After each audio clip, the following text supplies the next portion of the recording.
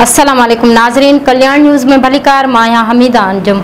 नाज़रीन, Sindh United party के मरकज़ी सदर सैयद ज़ैन शाह चयो आहे त सिंधु दरिया ते कंहिं बि सूरत में कैनाल ठाहिण न ॾींदासीं। पीपी सदाईं सिंध जी अवाम सां वोट वठी धोखो कयो आहे। सिंध अंदर शऊर जी शुरूआत थी चुकी आहे। सिंध जे वसीलनि समेत हर हिकु मसइले ते भरपूर आवाज़ उथारियो वेंदो। असेंबलियुनि में वेही अवाम जे हक़नि ते धाड़ो लॻाईंदड़नि जो घेरो तंग कयो वेंदो। सॼी सिंधी क़ौम बेदार थी पंहिंजनि हक़नि ऐं सिंध जे वसीलनि ते असेंबलियुनि में बिल मंज़ूर कंदड़नि ख़िलाफ़ भरपूर आवाज़ उथारे। सिंध यूनाइटेड पार्टी ज़िले सांगड़ पारां टंडे आदम में वर्कर कन्वेंशन के खिताब कंदे ज़ैन शाह चयो त सिंध बचायो कमेटी में असांजो इतिहाद 10 जमायतनि ते मुश्तमिल आहे, जंहिंमें JDA, फनिक्शल, मुस्लिम लीग, जमियत उलमा इस्लाम, PTI, जमायत Islami, Awami Jamhoori party, national people's party workers ऐं सिंध यूनाइटेड पार्टी ऐं ॿियूं पार्टियूं शामिल आहिनि। हिन चयो त गुज़िरियल इलेक्शन में तारीख़ी धांधली करे PP पंहिंजा उम्मीदवार चूंडाया। हिन चयो त गुज़िरियल इलेक्शन में तारीख़ी धांधली करे PP पंहिंजा उम्मीदवार चूंडाया। जज साहिबान बि अधो अध विरहायल हुआ, जंहिंजो फ़ाइदो हासिल करे मुल्क अंदर हिकु नओं साज़िशी सिस्टम मुतारिफ़ करायो वियो। हिन चयो त ग्रीन पाकिस्तान नाले मनसूबो ईअं आहे जीअं ज़हर खे सोन ऐं चांदी जे वर्करनि में वेढ़े असांखे प्यारियो पियो वञे। हिन चयो त असां हुक्मराननि खे सिंधु दरिया जी पाणी ते धाड़ो हणण खां रोकण लाइ हर मुमकिन कोशिश कंदासूं। सिंधी क़ौम खां तालीम, सिहत जूं सहूलतूं खसियूं वयूं आहिनि। मंशात, जुआ ऐं ॿियनि समाजी बुराइनि में फासायो वियो आहे। हिन चयो त दरिया ऐं वसीलनि ते कब्ज़नि ख़िलाफ़ सिंध जे सियासी पार्टियुनि पारां गॾियल जिदोजहद शुरू थी चुकी आहे। सिंध जी अवाम थियल एहतजाज में शरीक थी हुक्मराननि ख़िलाफ़ फ़ैसिलो ॿुधाए छॾियो आहे।